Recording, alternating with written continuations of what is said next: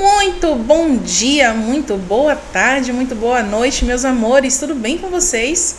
Vamos para mais uma resolução de questões aqui na nossa plataforma. Dessa vez, a resolução de questões é da banca FGV. A FGV aí que é uma banca já consolidada, uma banca antiga, que tem ali as suas especificidades, mas acima de tudo, a FGV é uma banca muito justa. Tá? É uma banca que não tem muitos recursos. A gente, inclusive, aqui do Odon gosta muito dos concursos que são organizados pela FGV. É uma banca super organizada. Alô, Idacan, vamos aprender aqui, viu? Vamos aprender sobre organização e transparência com a FGV. Mas, enfim, farpas à parte, vamos começar com a nossa resolução. Nós vamos começar aqui, minha gente, com as questões de odonto, tá? Eu deixei as questões de SUS mais para o final dessa resolução. Leia o fragmento a seguir. Segundo Stanley F. Malamed, a administração de vasoconstritores em pacientes que estão sendo tratados com beta-bloqueadores não seletivos, por exemplo, aí o propanolol, aumenta a probabilidade de espaço acentuada da espaço, acompanhada por espaço reflexa. Analise a opção cujos termos completam corretamente as lacunas do fragmento acima. E aí, a primeira lacuna ou é elevação ou é diminuição de alguma coisa. Para que a gente entenda a resposta correta, a gente precisa entender o contexto, né, da ação desses vasoconstritores quando a gente tem aí um paciente usuário de beta-bloqueadores não seletivos. Então, a gente já sabe que os vasoconstritores vão agir fazendo a vasoconstrição ali naquele local de aplicação do anestésico. Só que quando ocorre essa vasoconstrição, também ocorre um aumento da resistência ao fluxo sanguíneo. E esse aumento dessa resistência ao fluxo sanguíneo pode acarretar um aumento da pressão arterial. Entendemos a ação aí dos vasoconstritores. E os beta-bloqueadores não seletivos, eles servem para bloquear os receptores do tipo beta-adrenérgicos que existem lá no músculo cardíaco. Só que como ele não é seletivo, ele também vai agir nos receptores beta-adrenérgicos do vaso sanguíneo. Então, eles atuam aí reduzindo a frequência cardíaca e a pressão arterial. Só que o nosso corpo, gente, ele é muito inteligente. Quando existe esse aumento aí da pressão arterial acarretado pelo uso de vasoconstritores, o nosso organismo ativa um mecanismo de feedback. Ele vai tentar ali equilibrar a nossa pressão arterial. E isso é feito através do reflexo barorreceptor. Ou seja, quando a pressão aumenta, esse reflexo barorreceptor ele é ativado e vai levar a uma bradicardia reflexa, justamente para tentar equilibrar aquilo que está acontecendo com o nosso organismo. Só que em um paciente que está fazendo uso desses beta-bloqueadores, como o propanolol, esse reflexo ele é exacerbado. Então, essa bradicardia que acontece por conta do reflexo, ela é acentuada, já que o beta-bloqueador está lá bloqueando o receptor beta-adrenérgico. Então, a resposta aqui para essa questão é: aumenta a probabilidade de elevação acentuada da pressão arterial, é justamente o efeito do vasoconstritor, acompanhada por bradicardia reflexa, que é a combinação do uso do beta-bloqueador com o reflexo barorreceptor do nosso organismo. Portanto, a resposta correta é a letra B. Com relação ao tratamento expectante, analise as afirmativas a seguir e assinale V para verdadeiro e F para falso. É indicado na restauração de lesões de cárie profundas, nas quais há risco de exposição pulpar, e isso daqui é verdadeiro. A gente vai lançar mão aí do tratamento expectante para que a gente consiga dar uma chance a esse dente de manter a vitalidade pulpar e evitar aí esse tratamento endodôntico que poderia ser imediato caso houvesse uma exposição dessa polpa. A remoção de dentina cariada é realizada em 2 sessões com intervalos que podem chegar a 6 meses. E isso daqui também é verdadeiro, tá? Em alguns casos de tratamento expectante, a gente realmente pode remover essa dentina cariada em etapas para que a gente possa permitir aí a formação de dentina reparadora pelo dente. E por fim, é indicado apenas para dentes descidos. Isso daqui é falso. O tratamento expectante serve tanto para dente descido quanto para dente permanente. Portanto, a resposta é verdadeiro, verdadeiro, falso. A sequência mostrada na alternativa D. As lesões bucais observadas em pacientes com lúpus eritematoso cutâneo crônico apresentam, na maioria dos casos, um aspecto clínico idêntico às lesões encontradas nos casos de A. pênfigo vulgar, B. sarcoidose, C. líquen plano erosivo, D. pemfigoide e E. sarampo. E aqui a nossa resposta correta é a letra C, líquen plano erosivo, que é caracterizado pelo aparecimento de lesões erosivas ou ulcerativas ali na mucosa oral, que podem ser dolorosas e apresentam bordas bem definidas. Essas lesões, inclusive, muitas vezes são descritas como semelhantes a queimaduras e faz diagnóstico diferencial justamente com o lúpus eritematoso cutâneo. As proteínas presentes na saliva são, em sua maioria, A. proteínas acinares, B. proteínas serosas, C. glicoproteínas, D. glicina e E.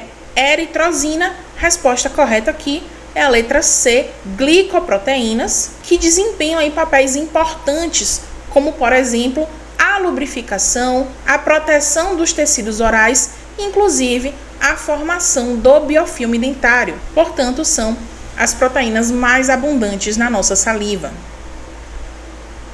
A glândula parótida desemboca suas secreções salivares através do ducto parotídeo, também chamado de ducto A. de Stenon, B. de Rivinus, C. pterigomaxilar, D. de Bartholin e E. de Wharton. A resposta dessa questão é a letra A, é o ducto de Stenon, que é justamente aquele ducto maior, mais calibroso da parótida, que desemboca ali na mucosa jugal, próximo ao segundo molar superior. O ducto de Wharton é o ducto da glândula submandibular e a glândula sublingual não tem um ducto específico, na verdade ela tem vários ductos menores que desembocam ali ao longo do freio lingual e do assoalho bucal.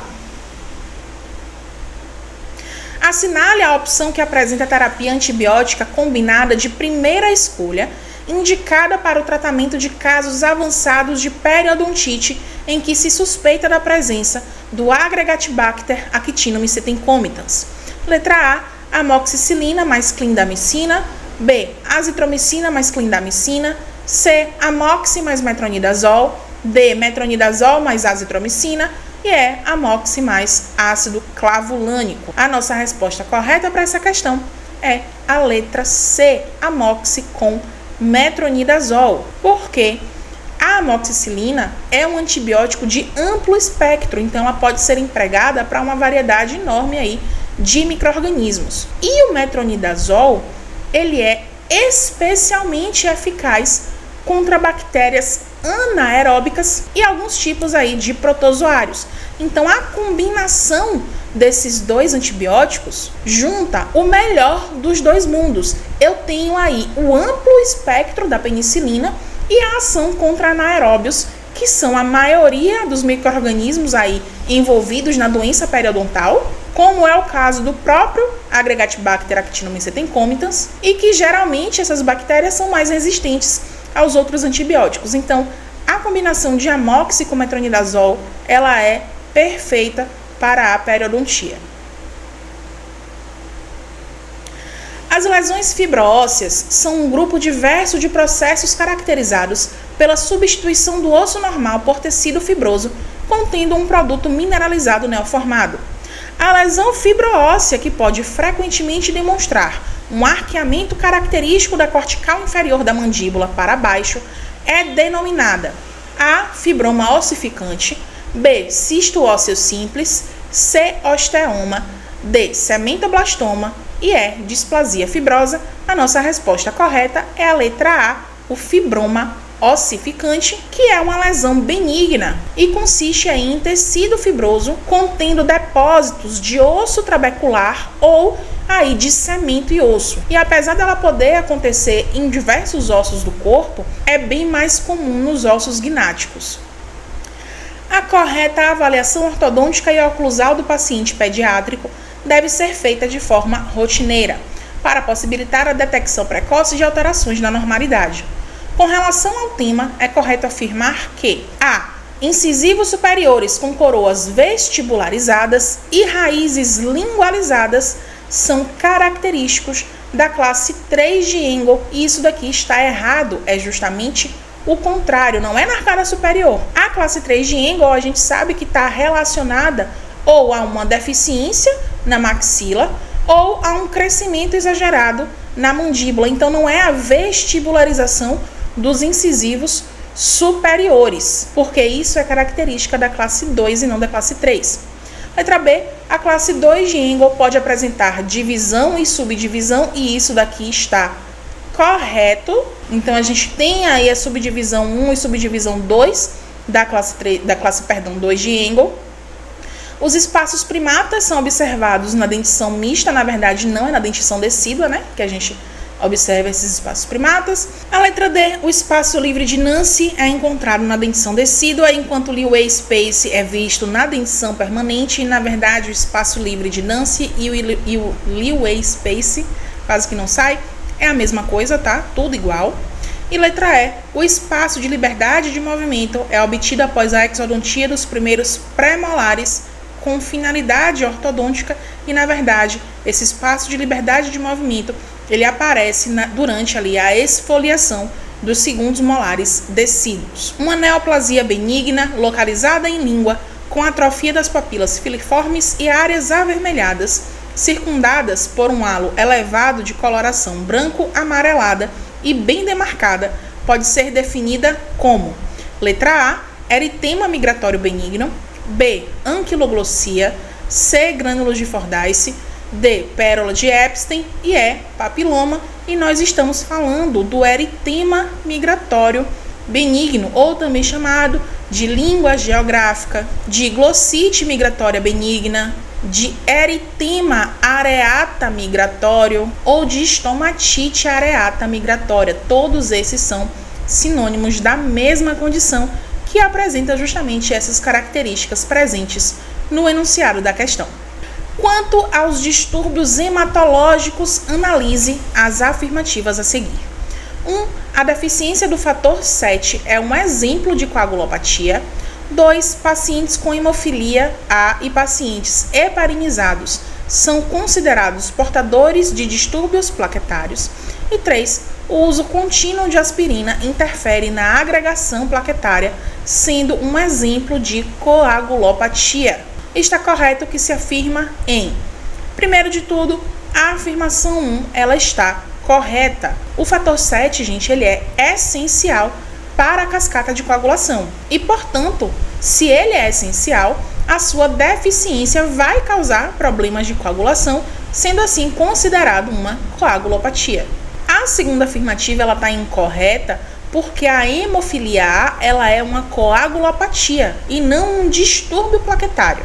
Já a heparina é um medicamento anticoagulante, então não tem relação aí com plaquetas. O que nos leva à afirmativa 3, já que o uso contínuo de aspirina não vai afetar a cascata de coagulação, então não pode ser uma coagulopatia, já que a aspirina é um antiagregante plaquetário, então seria aí um distúrbio na agregação plaquetária. Portanto, a afirmativa correta é a letra A, apenas a 1. A quantidade e a velocidade na qual o princípio ativo de um fármaco é absorvido a partir da forma farmacêutica, tornando-se disponível no local de ação, é chamada de A, biotransformação, B, absorção, C, biodisponibilidade, D, metabolismo e E, farmacocinética, sendo a nossa resposta aqui a letra C, a biodisponibilidade. A letra A, biotransformação, é um sinônimo inclusive de letra D, metabolismo, que são justamente todas as transformações químicas que um fármaco sofre dentro do nosso organismo, principalmente aí no fígado. A absorção é pura e simplesmente o processo pelo qual o fármaco passa do intestino, que é o local de absorção, até a corrente sanguínea. E a farmacocinética é, na verdade, o estudo de todo o caminho que o fármaco tem no nosso organismo, desde a sua absorção até a sua excreção dele. Com relação ao cisto da fenda branquial, é correto afirmar que A é mais frequente em mulheres a partir dos 50 anos, B também é chamado de cisto submandibular, C é uma lesão potencialmente maligna, D ocorre mais frequentemente na região lateral superior do pescoço e E deve ser tratado de forma medicamentosa. Resposta correta aqui é a letra D, ocorre mais frequentemente na região lateral superior do pescoço. Isso porque esse cisto da fenda branquial, ele é uma lesão benigna que se desenvolve através dos restos epiteliais das fendas branquiais embrionárias que por algum motivo permaneceram ali naquela região. E além de ser mais comum na região lateral superior do pescoço, ele afeta mais frequentemente os jovens adultos. Pode acontecer com qualquer pessoa, mas é mais frequente nos jovens adultos. Além disso, o seu tratamento usual é a excisão cirúrgica, tá? Então não é de forma medicamentosa, é de forma de cirurgia mesmo. Assinale a opção que apresenta a sequência mais adequada de tratamento para um dente com dor, que apresenta boa estrutura, lesão endoperiodontal classificada como grau 1, sem dano radicular em paciente sem periodontite. Letra A, raspagem da bolsa periodontal, tratamento endodôntico, restauração definitiva. B, tratamento endodôntico, raspagem da bolsa periodontal e restauração definitiva. C, exodontia, instalação de implante dentário e prótese. D, antibiótico terapia e preservação. E E, bochecho antisséptico, antibiótico terapia e preservação. Resposta correta aqui é a letra B, tratamento endodôntico, raspagem da bolsa periodontal e restauração definitiva. Vamos por partes. Se a lesão endopério está classificada como grau 1, significa que não tem dano radicular. E uma outra informação é que o paciente não tem periodontite. Então eu vou começar pelo tratamento endodôntico. Depois desse tratamento endodôntico, eu vou fazer a raspagem da bolsa periodontal para eliminar qualquer inflamação ou infecção que esteja ali presente na bolsa, porque apesar de dizer que o paciente é sem periodontite, é importante garantir que essa bolsa esteja livre de placa e de cálculo para poder ocorrer ali a completa cicatrização. E por fim, eu vou fazer a restauração definitiva, seja com resina, uma restauração direta, ou seja ela uma restauração indireta, de resina composta mesmo, ou com componente protético, enfim, eu vou fazer a restauração definitiva desse dente, porque eu não vou largar o pobre lá ao léu sem restaurar. Os hábitos bucais fazem parte da função orofaríngea normal e desempenham um papel importante no crescimento do sistema estomatognático. A esse respeito, avalie as afirmativas a seguir e assinale V para verdadeira e F para falsa. Hábito é o resultado da repetição de um ato com determinado fim, tornando-se com o tempo resistente a mudanças. Isso daqui está verdadeiro. Aquilo que a gente sempre fala com vocês, para criarem o hábito de estudar diariamente. Porque quando a gente começa a incluir isso aí na nossa rotina, vira hábito. E aí, com o tempo, isso fica até difícil de tirar ali da nossa rotina. Segunda afirmativa, qualquer alteração poderá ocasionar anomalias estruturais das bases ósseas. E isso daqui também está verdadeiro. Por exemplo, crianças que têm o hábito de descansar a língua atrás ali, forçando os incisivos centrais superiores. Isso acaba levando a alterações ali naquela região. Então, o paciente fica mais dentuço. Ou as crianças que têm o hábito aí de chupar dedo. E, por fim, o desequilíbrio muscular entre os lábios, a língua e as bochechas é responsável pelo formato das arcadas dentárias e da oclusão. E essa afirmativa está falsa porque não é só o desequilíbrio entre esses componentes, mas, por exemplo, a hereditariedade também é um fator que influencia no formato das arcadas e na oclusão. O padrão de crescimento ósseo também vai influenciar. Então, não é só o desequilíbrio muscular entre lábios, língua e bochechas, não. Portanto, gente, a nossa afirmativa correta aqui é a letra D, as duas primeiras verdadeiras e a última falsa. Durante um atendimento clínico, no qual são necessárias repetidas anestesias em uma mesma área, é possível que haja aumento da tolerância ao anestésico local, levando à redução da duração e intensidade da anestesia em uma reação denominada A. Anafilaxia, B. Hipersensibilidade, C. Resistência anestésica, D. Taquifilaxia e E. Antabuse. E aqui a resposta correta é a taquifilaxia, que se refere à diminuição da resposta a um fármaco depois de repetidas doses desse mesmo fármaco. Isso, obviamente, em um curto intervalo de tempo. Então, nosso corpo ele começa a ficar resistente aos efeitos daquele fármaco em questão. A anafilaxia, na verdade, é um tipo de reação de hipersensibilidade e a gente discute isso lá no módulo de imunologia, na disciplina de imunologia, na aula ali de reações alérgicas, as reações de hipersensibilidade. A letra C, resistência anestésica, não é bem o termo em si, o termo é taquifilaxia, porque não é só em relação ao anestésico, na verdade é em relação a qualquer fármaco. E o efeito antabuse, na verdade, é uma reação que ocorre quando existe uma interação entre alguns medicamentos, como por exemplo o metronidazol, com bebidas alcoólicas que o paciente ingeriu. Então, existe aí uma reação muito forte que pode causar náusea, vômito e até convulsões. A identificação da microbiota das infecções odontogênicas é fundamental para seu adequado tratamento. Assinale a opção que apresenta os principais grupos de bactérias encontrados nas infecções odontogênicas. Letra A. Bastonetes aeróbios gram-positivos, cocos anaeróbios gram-positivos e bastonetes aeróbicos gram-negativos. B. Cocos aeróbios gram-positivos, cocos anaeróbicos gram-positivos e bastonetes anaeróbicos gram-negativos. Cocos aeróbios gram-negativos, cocos anaeróbicos gram-positivos e bastonetes anaeróbicos gram-positivos. D. Cocos aeróbios gram-positivos, cocos anaeróbicos gram-negativos e bastonetes anaeróbicos gram-positivos.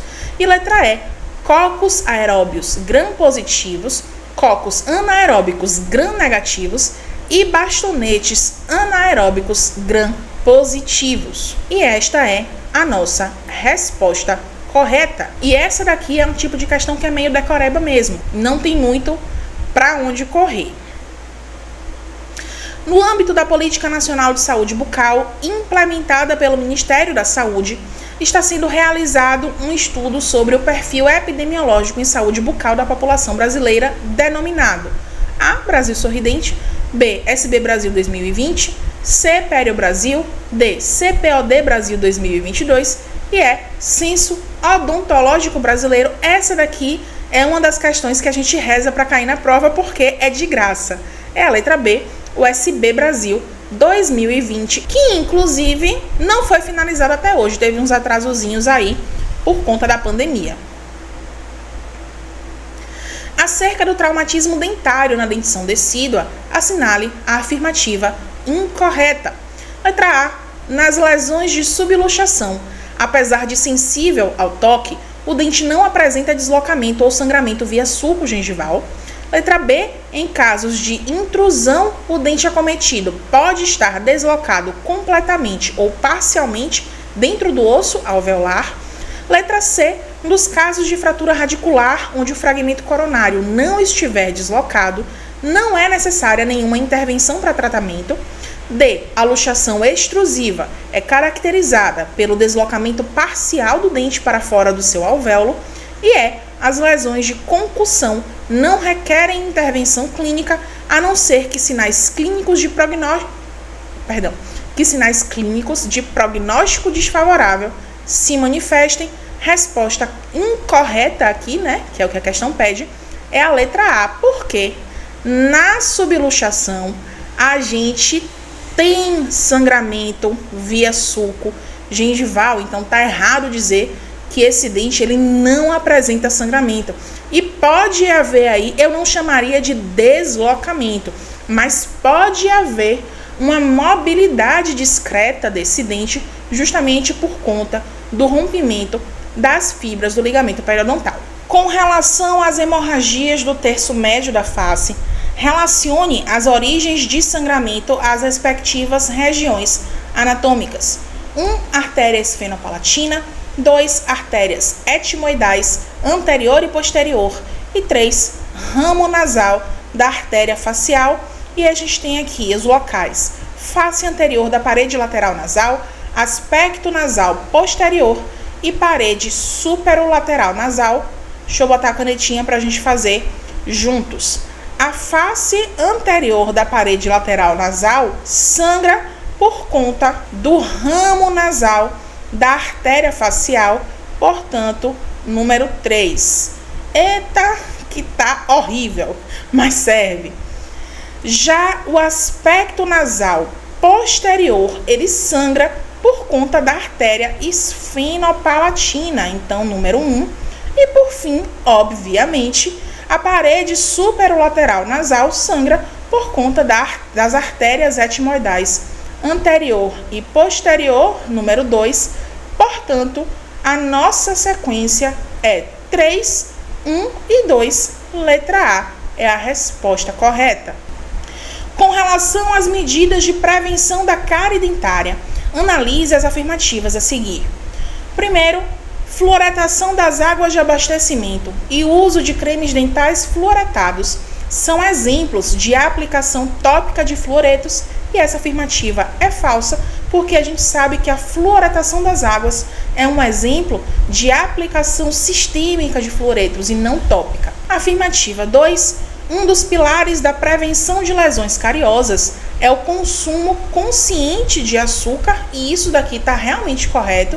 Se a gente consegue diminuir o consumo, principalmente a frequência desse consumo de açúcar, a gente também contribui aí para a prevenção contra as lesões cariosas.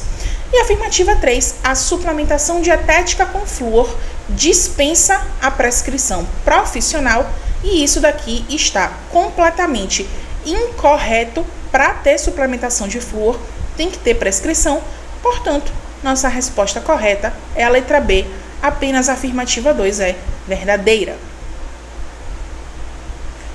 O conjunto articulado e contínuo de ações e serviços preventivos e curativos, individuais e coletivos, exigidos para cada caso em todos os níveis de complexidade do sistema de saúde, é denominado de A. Universalidade de acesso, B. Integralidade da assistência, C.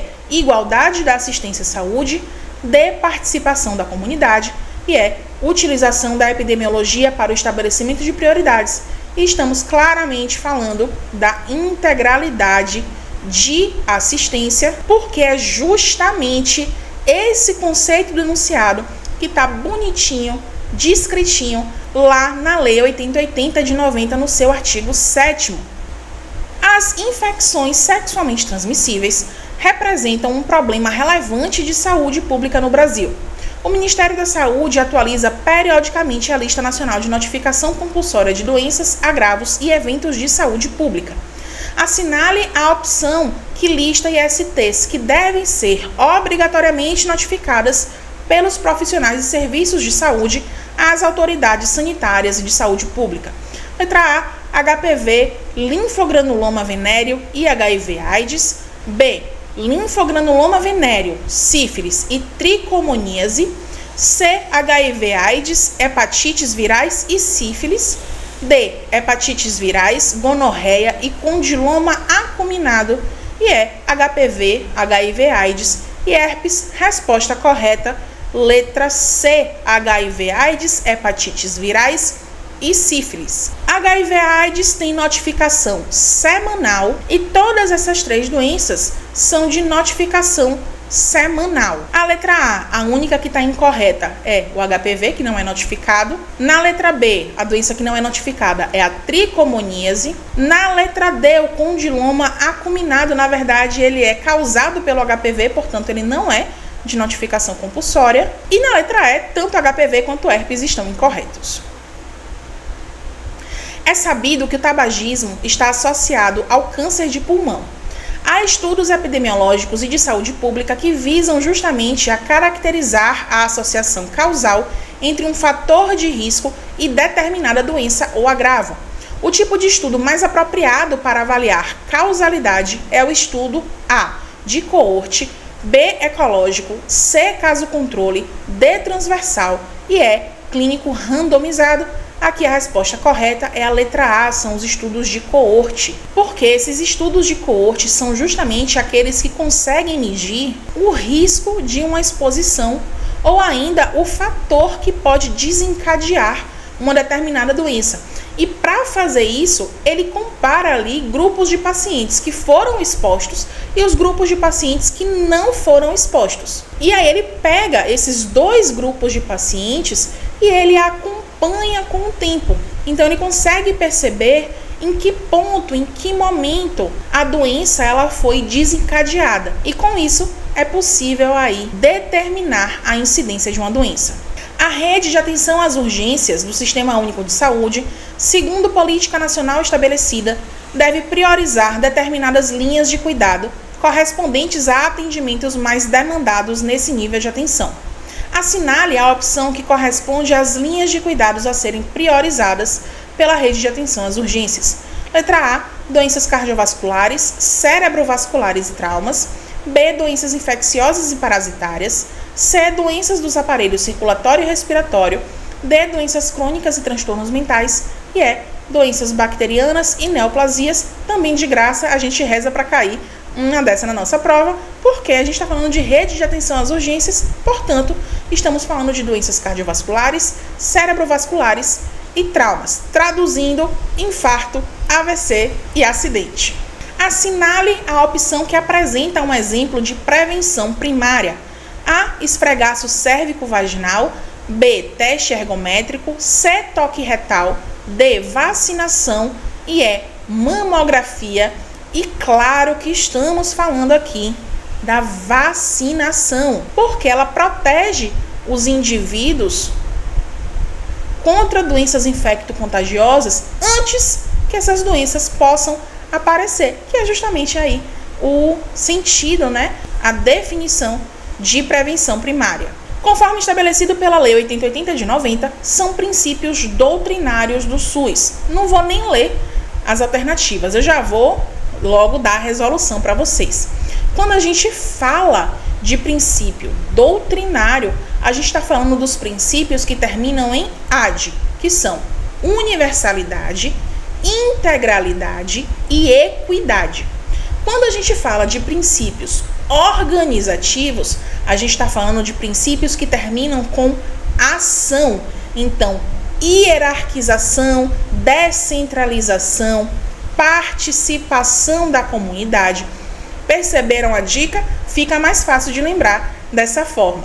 Sendo assim, a nossa resposta correta aqui é a letra B. Os princípios doutrinários do SUS são a universalidade, a equidade e a integralidade. E é isso, meus queridos. Encerramos por aqui a nossa resolução da FGV. Espero que vocês tenham gostado. Qualquer dúvida, já sabem, é só mandar um e-mail lá para o contato.odonconcursos@gmail.com. Vou ter sempre o maior prazer em responder a cada um de vocês. Um beijo e até a próxima resolução.